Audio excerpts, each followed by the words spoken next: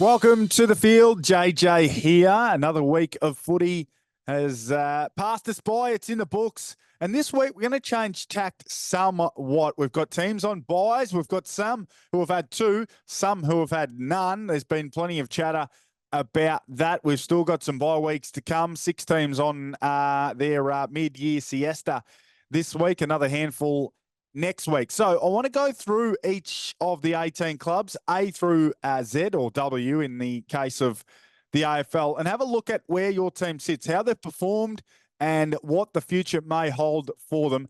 Can your team hold up that big, shiny silver cup at season's end, or should your recruiting staff, your list management committee be starting to look at free agency and those young guns in the under-18s in the championships for the draft? Where do you fit in? Well, let's get stuck in. Let's not muck around at all. Starting with Adelaide, one of the biggest disappointments of the season. They're currently 4-8-1. They're in 15th position, which is not where I had them. I had them in 4th. So hand firmly in the air. I got them wrong. They're not going to finish 4th, and it's unlikely they even make the 8. I swung big because I thought that the way they performed last year against the good teams, and they basically made the finals last year, if you can remember some of that controversy around a goal umpiring decision. So they basically made the 8 last year. They pushed all the good teams, and with some growth from some of these young guys, I expected them to play well, but it just hasn't been the case for them. They've been awful this year. They were pinning their hopes on guys like Pedler and Saligo. Now they're telling us that Michaelini and Nankervis are going to be the next big things. I'm not saying those guys aren't really decent AFL players and might not be really good AFL players, but I just don't see those types moving the needle. I just don't see it. Saligo has been at times their best midfielder, but I don't think he sits alongside, some of the best in the game. And some of those guys who really get rolling. Does he sit up there with a Chad Warner? Does he sit up there with an Errol Goulden? And he's not that much younger than them. So I'm not sure he and a few others that they are starting to tell us are the next big things. Overall, the list is just not anywhere near good enough. And when you miss on, 80% of your past 10 to 12 first-round picks, this is probably where you're at.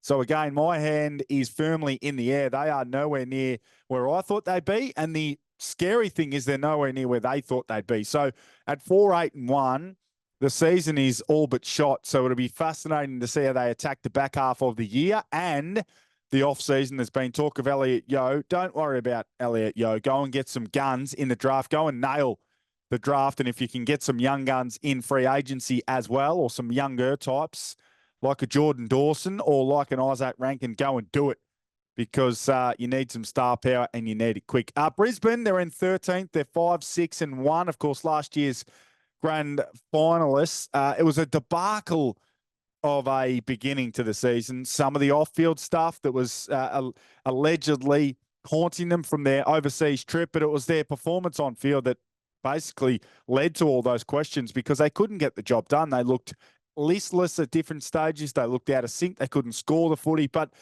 maybe they've got their season back on track. That performance last week against the Dogs on the road at Marvel, where they do play well, maybe gets them back in the mix. Now, the top four's beyond them, and some will say, well, if they don't finish top 4, some will say if they don't finish top 2, they can't make a grand final / win the flag. But I would argue, based on how powerful they were last year, if they were forced to go on the road in the finals, they were good enough and mature enough to win a final on the road. So if they can get to the finals from here at 5-6-1, it will be because they've been on fire. And if they're on fire, I think they can go anywhere with that midfield group, with that forward line, which is starting to click again, and that really staunch defence, which I think has been good all year, led by Harris Andrews. I think they can make a charge late in the season. So it'll be fascinating to see them going. They do need my man Charlie Cameron to get rolling. He's just been unable to get it going for longer stretches in 2024. We'll see what he can do in the back half of the year.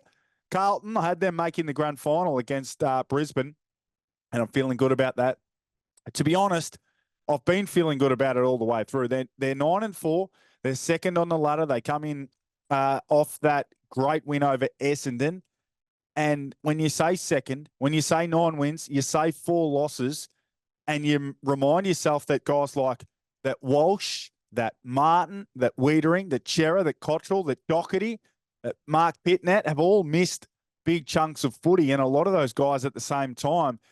You must be excited or bullish about what Carlton can do once they get these guys back. Now, the thing that stands in their way is continual injuries and more injuries. But if they can get these guys back and they can play 5, 6, 7, 8 games leading into September, I don't see why this team can't win a premiership. I honestly don't. And the greatest thing I saw from them against Essendon was the fact that their big guns, Cripps, Walsh, Mackay and Curnow were held in check. Curnow only kicked a couple. Mackay was well held by his twin brother. Walsh was tagged, not out of the game, but tagged. And Cripps had some moments, but was kept in check by Sam Durham. But they got the job done. And they got it done convincingly. Forget about some of the metrics and some of the inside 50s and these things. Trust your eyes in that game. They got that done quite convincingly. So if they can get the bodies back, they can absolutely win the premiership. I'm all in on the Blues, provided they get healthy. Collingwood, they're in 6, 7, 4 and 2. Again, I've been with them. I haven't jumped off the Pies. It's basically rinse and repeat when it comes to the Pies, as to what I said about Carlton. If they can get these guys back, if they can get healthy, then they can absolutely make a play for the top 4 and the premiership on the back of that. We know they started the season zipping through, but I think their form is as good as anyone outside of Sydney since that period of time. They've found a few along the way as well. We know that Dacos and Crisp and Pendlebury and Sidebottom and Maynard and Darcy Moore, Big Darcy Cameron, they started the season slowly, but they've all got going at the right time, and they have found a few as well. You talk about Gallagher. Kruger was good on the weekend. We'll see what he can do moving forward. McRae, we've found a few at Collingwood that will either help them later in the year or ensure that these older guys do play good footy into the latter part of the season and beyond. So beware the Magpie Army. They're in it up to their eyeballs. Essendon, they're sitting third, 8, 4 and 1. Got beaten by the Blues. I don't know if too many Essendon fans had their nose out of joint in that one. I know Brad Scott said he'd never seen stats like it in a loss, but again, if you trust your eyes, if you watch the game, you don't look at the stat sheet, you can understand why and how that game was won convincingly by Carlton. They have found the right mix for themselves around the footy. I know Darcy Parish needs to and will come back into this team, but he'll be expected to do more of what Durham does and what Jai Caldwell does. I know it's been all about Durham and his emergence, but don't forget about Jai Caldwell. His toughness and his rugged play around the footy has been equally as impressive as Sam Durham. And we know Zach Merritt is an absolute superstar. And we got a glimpse of something that might become a weapon for Brad Scott and the Bombers in the second half of the year and beyond. Nick Martin, he went from the wing, where he was an outstanding winger, to half back, where I've loved his performances this year. He takes the game on, he runs, he's brave, he wants to create, and he wants to get the job done. He went forward in the second half. He played as a forward, but he came up to stoppage, and often he got defensive side of the stoppage and then tore his way through, just ripped through the front of the stoppage. There was one goal late in the game. If you're a big Bombers fan, you want to see how the game is played and have a look at some stoppages and where guys come from and where they start in a stoppage. Have a look at Nick Martin late in that contest. So his defensive side of the contest, he rips through. It's a half-forward throw-in about 75, 80 metres from goal. He rips through. He gets involved in the first passage of play, and then he kicks a goal on the back end because he just goes forward. He knows that he's a forward, so he can afford to get forward and get downhill. That might be something they can use in the back half of the year, either when they need to get something going around the ball or they want his ball use and his skills in front of goal. I do love the quartet, though, when he's back. I love McGrath, I love Ridley, and I love Redmond. Now, Redmond's out at the moment, but if they can get those 4 around each other, then ball use should be no problem. I've loved what Ben Mackay's done. At the other end of the ground, their other 6'7" pillar, Peter Wright. He's got to get back to something near his best. Otherwise, we might see a 6'3", 3-headed monster of Langford, of Stringer, and of Nate Caddy. Now, it wouldn't put the fear of God into teams, but it might be just a point of difference because Peter Wright has struggled ideally, they get him back to his best, but the Bombers are going along quite nicely. Now, Fremantle, speaking of a team going well, 7-4-1. They're 7th, and they are firmly entrenched in the 8, thanks largely to, I think, major growth from guys like Jordan Clark, from Sharp out on a wing, from Josh Tracy. I've loved Luke Jackson. When the weird part is, when Sean Darcy misses, Luke Jackson becomes the best player on the ground. And when Luke Jackson's not there, Sean Darcy's as good as most ruckmen going around. But when they get together, that's when they struggle or haven't been as powerful or as potent working in tandem. I know they can be. They've just got to continue to refine that. And Hayden Young has changed a lot of things for them around the footy as well. He's a strong athletic type. He likes to run and carry, likes to really go at the game and run toward the goals. He makes those forwards move with his movement when he's got the ball in hand. So I love his work. And he's also been quite accountable around stoppage, going to some of the better midfielders in the competition. Again, hand in the air, pre-season, I didn't rate him, but you've got to believe what you're seeing. And when they are in a mood, when they want to move the ball quite quickly and swiftly and they want to give some handball receives, they look the goods. They look the goods. Now, I'm going to make a bit of a call here. I'm not saying they can win it. But they can make a run. They could be Carlton of 2023 where they get to a prelim final and give a great account of themselves. I think they are building a really nice group of players who are building and evolving into a nice game style as well, off the back of some slow movement and some slow ball use in 2023. You've got Alex Pearce and Luke Ryan in the back half. They're as good as any when it comes to that aspect as well. So the Freo Dockers, they're going quite nicely. Maybe they'll make a run late in the season. Gold Coast were going nicely. They're 9th, 7-6. I dropped that game in Melbourne on the weekend. I went to Marvel Stadium hoping to see the very best of the Suns, and I saw the very, very worst. Perhaps a level I didn't know they could still dip and drop to on the Gold Coast up there in southeast Queensland. They're impossible to roll. They don't get beat. They don't get beat when they go to the NT either, for that matter.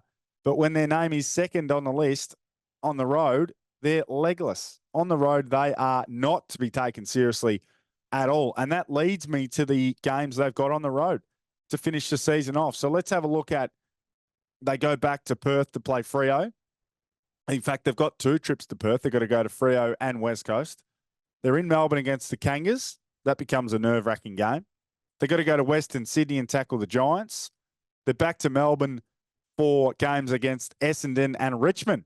Which ones are you tipping them in? I mean, you'll tip them against the Kangas, but seriously, which else? They're a worry. And until they win games on the road, they're not to be taken seriously. 6 road games, 6 chances to be taken seriously, and 6 chances to solidify a maiden finals appearance. We shall see what the Suns can do. Excuse me.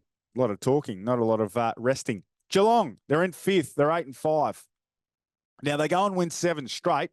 Then they drop 4 straight. Then they get a win over Richmond. No surprise. Then they go and put 6 on the board against Sydney and get obliterated thereafter. I don't know what to make of the Cats. I do know what to make of Jeremy Cameron's role. Again, hand in the air as a tall forward. Sometimes you get starved of opportunity and you'd love nothing more than your coach to say, go up the field and find the footy. But they need him kicking 12 goals a month. They need him in that type of mood, as that type of threat to take games away from the opposition.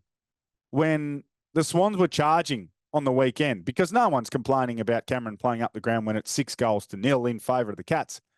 But when Sydney are charging and you might get 2 inside 50s to their 5, can he make one of those turn into a goal from nothing? We know he can, but if he's not there, he can't do it. So I reckon he needs to get back inside forward 50 and be that game wrecker, that game breaker that we know he is. And they need Dangerfield back, and they need Cam Guthrie, the best version of Cam Guthrie, back as well. The problem is both those guys have long injury histories in the past 12 to 18 months. They need their bye weekend. They get their bye weekend. We'll see what they can do upon resumption, because they've got Carlton and Essendon in consecutive weeks at the MCG. So we might know more about the Cats after those 2 games. The Giants, they're 8th at the moment, 8th, 7-5. What's happened to them? The injuries have been gigantic, no doubt about it.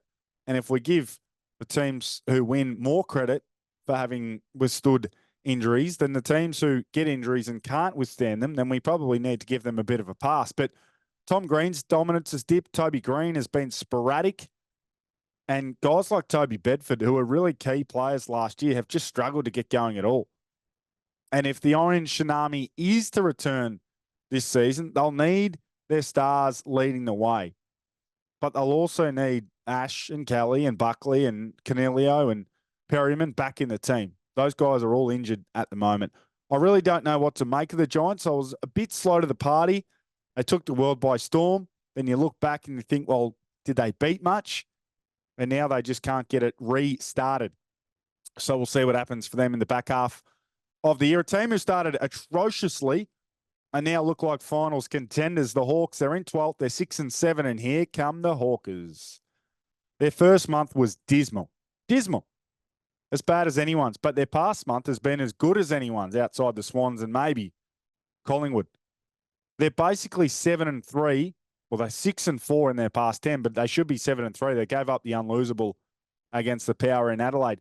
And they've built this great group of playmaking smalls who can really impact the game in many different fashions. And they all do it. Forward 50 pressure, goals, goal scoring, goal creating. Moore, Ginnivan, Bruce when he comes in as a sub, McDonald. And I love what Massimo D'Ambrosio's done out on the wing. He's one of the highest ranked wingers in the competition. So if he can keep it up, he might be an All-Australian at the end of the season. So who would have thought the ex-Bomber, who I think they let go of a bit too soon, has been in sparkling form for the Hawks. They'll have to overcome the emotion of Dusty's 300 this week, but they are in fine form. 7-7 is a lot better than 6-8, so it is a big game for them. But if they win this week, they get back to even, excuse me, and they're one of the best performed teams over the past 2 to 3 months in the game. One team who cannot be accused of that, the D's. They're in 10th. They're 7-6, and they are close enough to free falling as you'll get. Christian Petrarca is now injured and he'll miss some time. Can they correct things? Now, everyone knows my view of them. I thought the drama and the issues around them would either steal them or break them, and it's probably steeled them to some extent. But I was also wary and vocal about their personnel issues in front of the ball. I'm not going to say it again. I'm not going to start again. I'm not going to bore you to death. But they ain't got enough forwards. Jacob Van Rooyen looked good on Monday, taking some big marks. McAdam's been in there, hasn't got the job done. Petty has barely touched the footy. I get tweets and texts when he takes 6 marks and kicks a goal. But the poor man just can't get it done in the front half. He's got to go back. He's got to go back, or he might be an Adelaide Crow next year. Anyway, the bye does come at the perfect moment for them. I know it's typically off the back of bad losses. You want to keep playing and right the wrongs.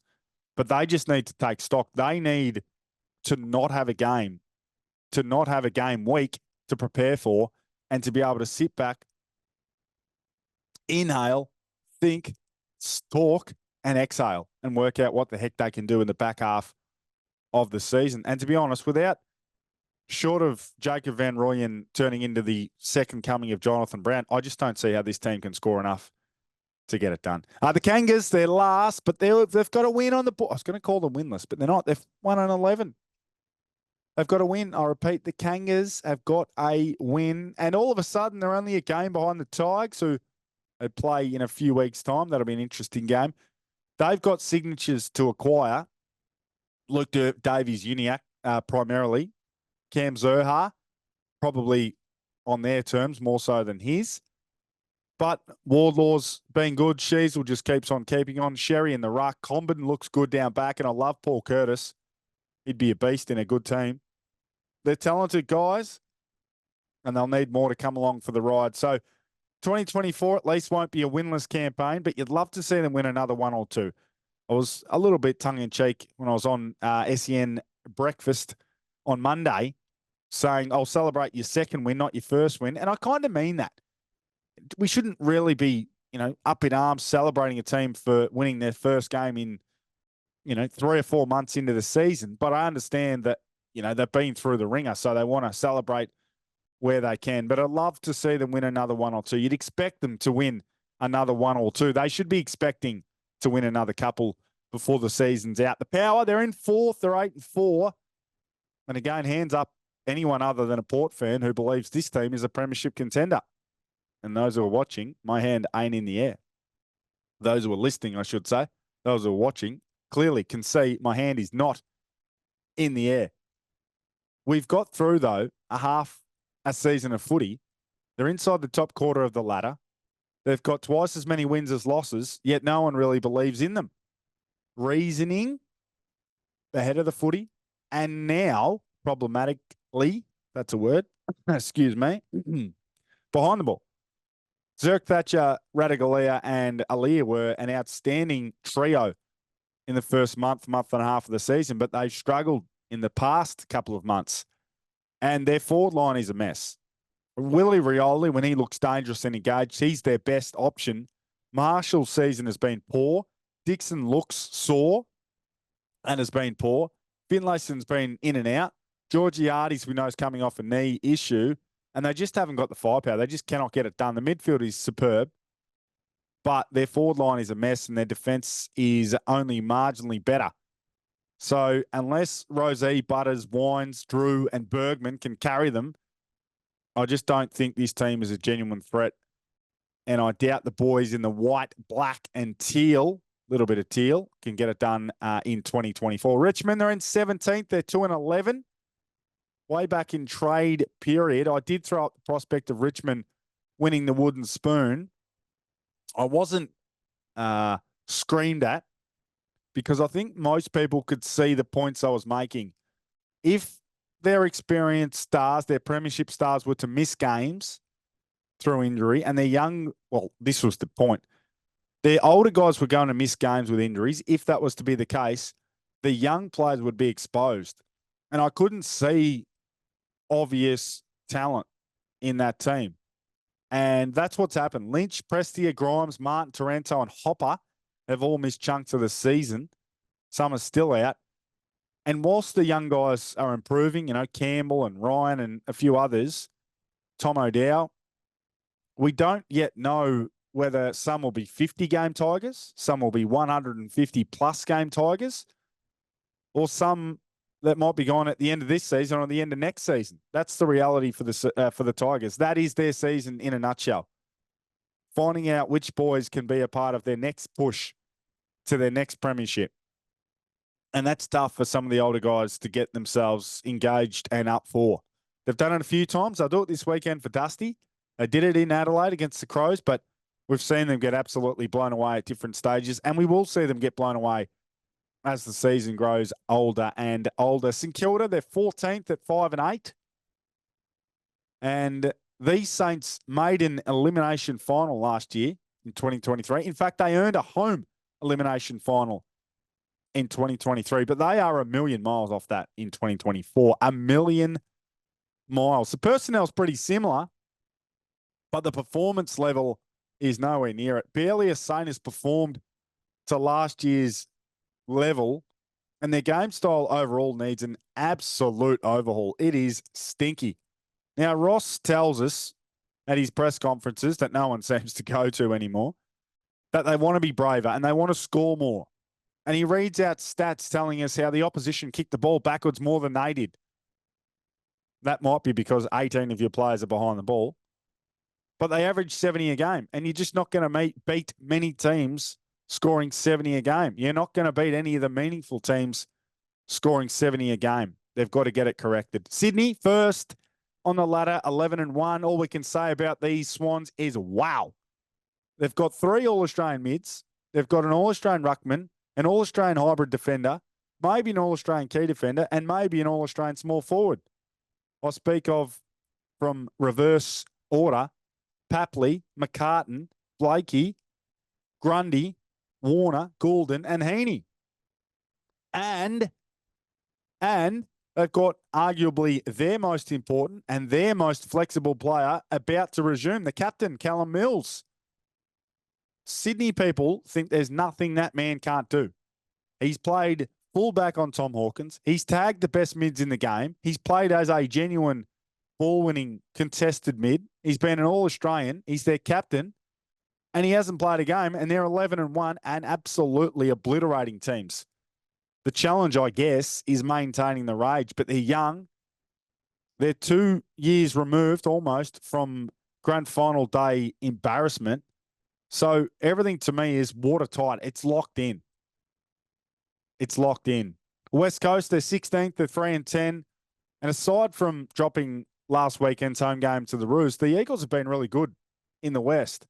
On the road, we've seen some glimpses as well. They were really good pushing Sydney in gather round, and they gave Gold Coast a bit of a game in southeast Queensland. But they are starting to get there. We know Harley Reid has really changed their fortunes and stolen the headlines, but I reckon it's been guys like Waterman, McGovern, Yo, Duggan, and some of the more experienced players who have been really good and helped them, lift their overall performance. Some guys whose past 2 or 3 years have been absolutely forgettable have been really good this season. Now, as the season gets older, you'd expect to see more dips and maybe more significant dips from West Coast, particularly on the road. But we can see something. We can see the beginning. Not still in free fall, not still plummeting to ground zero. We can see the climb has begun. The Doggies, the last team we'll look at because they're the 18th team we'll look at. What do we do with them? I don't know. I really don't know. The coach's future, it's got to be murky still. A few players are in similar boats. Tim English is playing like a player who's really undecided and torn on staying or going. He may be playing like a player who's gone, but he just looks a bit unsure of himself. Maybe it does relate to the issues he had in pre-season with migraines and concussion-like symptoms. Many in the world think Bailey Smith is gone. And we've seen some of their premiership stars, Caleb Daniel, Bailey Dale, Jack McRae, be in and out of the team, and some have worn the vest, the subs vest. So I'm not sure what's going on there. But luckily for them, they've got Marcus Bontempelli, Liam Jones, and Adam Treloar, because if they didn't, they'd be in a world of pain. I don't know what to make of them. I don't know where they're headed. I don't know what the future is for their coach. But the back end of the season probably reveals all. So there you go. There's all 18. A quick look, a quick snapshot at all 18. Some are on their bye. Some are still charging on. Some are fresh and ready to rock and roll. So the contenders as I see it, the premiership contenders as I see it, Sydney, Carlton, Collingwood, and Essendon. I'll put Essendon in. The pretenders, which is an unfair term, but it rhymes and it sounds good. AKA those who can play a role, but I don't think can win it. Brisbane, Fremantle, Geelong, Gold Coast, Greater Western Sydney, Melbourne, Hawthorn, and Port. And the rest, you can get along and watch the under-18s and look for your next great talent because your season is kaput. Thanks for watching. Enjoy the footy. No Thursday night footy. As I mentioned, a quarter of the league or a third of the league is on their bye week, but enjoy it anyway. Make sure you keep subscribed, or make sure you do subscribe if you haven't. Keep leaving a comment and keep following along. We'll catch you next week.